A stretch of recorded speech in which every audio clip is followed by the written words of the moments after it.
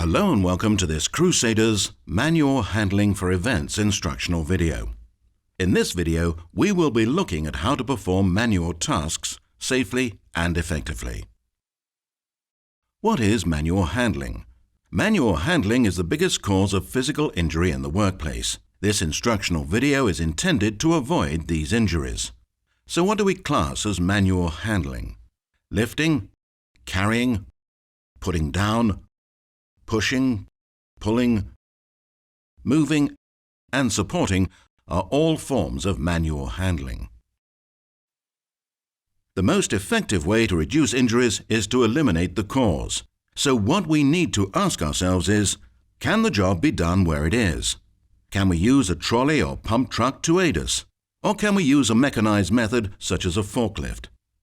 If manual handling is necessary, then you must always consider the following. Light. Load. Is it heavy or bulky? Has it got any sharp edges? Is it unwieldy or unstable? Individual. You must consider the capability of the handler. How strong are they? How agile are they? Are they trained? Task.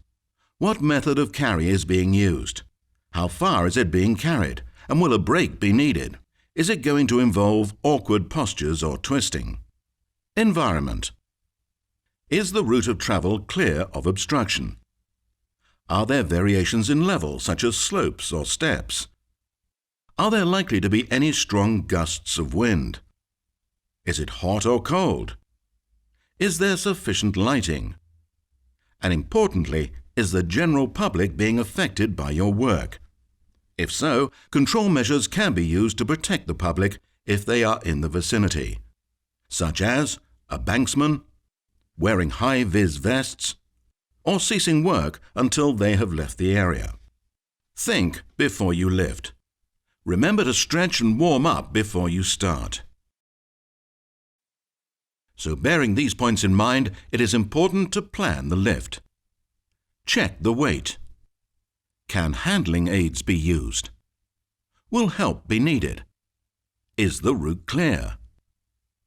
For a high lift, such as from floor to a high shelf, consider resting midway on a table or bench to change grip.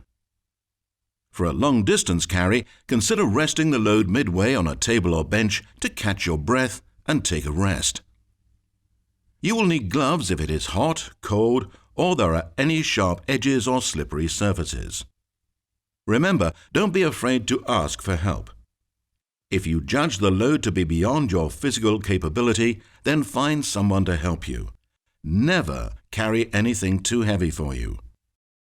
For good lifting techniques, at the start of the lift, lower yourself down to the load using your knees and hips. A slight bending of the back, hips and knees is preferable to fully flexing the back, stooping, or fully flexing the hips and knees, squatting.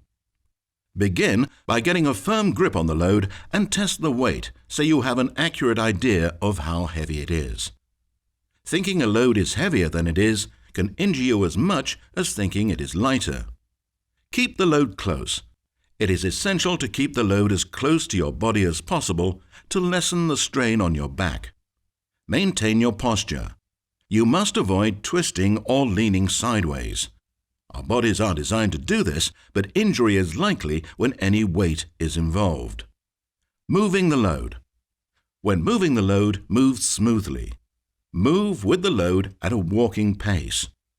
If you are pushing something, then avoid going above walking speed. Rest. Adjust hold. The load may shift during the move, or your hold may become loose, in which case you must put the load down and adjust your grip. Loading and offloading vehicles. Loading and offloading vehicles is an everyday part of events production. Here are a few ways you can make the process safer. Ideally, the driver of the vehicle will open and close the doors, as they will know how the vehicle has been loaded and whether to avoid any equipment that has come loose during transit. If the driver is unavailable, always open the doors with due care and attention. Ensure the doors of a vehicle have been opened and secured before you approach it, especially in windy conditions. Never use a hydraulic tail lift unless you have been properly trained. Always make sure your hands and feet are clear of the tail lift when it is moving. Stay well clear of the gap between the lift and the vehicle. Never assist in strapping the items in the load to a vehicle unless you have been instructed how and the driver is happy for you to do so. Never load equipment without the driver's permission or knowledge. If using a ramp when loading or offloading a vehicle, ensure the ramp is long enough to give the shallowest gradient possible. Take care when heavy items are being wheeled or unloaded down the ramp. Make sure there are enough crew to move the items in the load.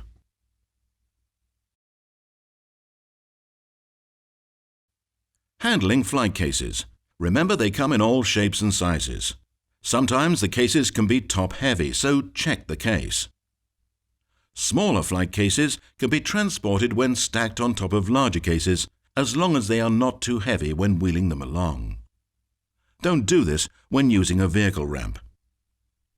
When handling flight cases, there are several holds that can be used. Always ensure all clasps and locks are fastened before you lift. 4-man carry. The 4-man carry is done with 4 men taking one corner each. It can be used in most circumstances and is the safest and easiest method in most instances. 3-man carry. This lift is often used when lifting the flight cases onto raised platforms such as trucks or when pushing up ramps. The 2 front men can lift the case to the desired height, while the rear man assists them and then pushes the load onto the platform. 2-man carry. The 2-man carry is mainly suited for narrow corridors and only if the weight is within your physical ability. But remember, you must always use a 4-man carry whenever possible. 2-man opposite carry. This 2-man carry can be used to negotiate narrow walkways, obstacles and stairs. You must ensure that the load is well balanced when performing this lift. Modular staging. There are several ways to carry the modular staging. The 2 most common are the rear-assisted lift method and the tabling method.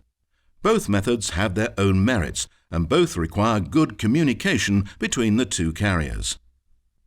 The rear-assisted lift is favored for confined spaces such as corridors and staircases and makes transporting staging over distances more efficient. The tabling carry is the easiest method as it uses the least amount of movements. It is used where there are no restrictions of space or obstacles in the work area. But this method should not be used over long distances. Handling flats and set. There are a number of things to bear in mind when moving flats and set. Never overload yourself. The flats may be light, but they are cumbersome, which may cause difficulties when maneuvering. Be particularly careful in windy conditions, especially when loading and unloading, as the wind may catch the flat. For a long set, there should always be 2 people for the lift. This ensures safety in windy conditions and tight spaces. Using this method will improve the visibility of where you are going. When storing flats, stack horizontally. This will ensure that they don't fall over. Always make a visual check of the flats to observe any protruding nails, screws, staples, splinters, and/or sharp edges when handling them. Safety gloves should be used. Remember, don't be afraid to ask for help when wheeling or loading items up and down the ramp or placing them on the tail lift. If you have any questions or are not sure how to handle a particular item of equipment, you should approach a senior crewman or technician who is experienced at manual handling.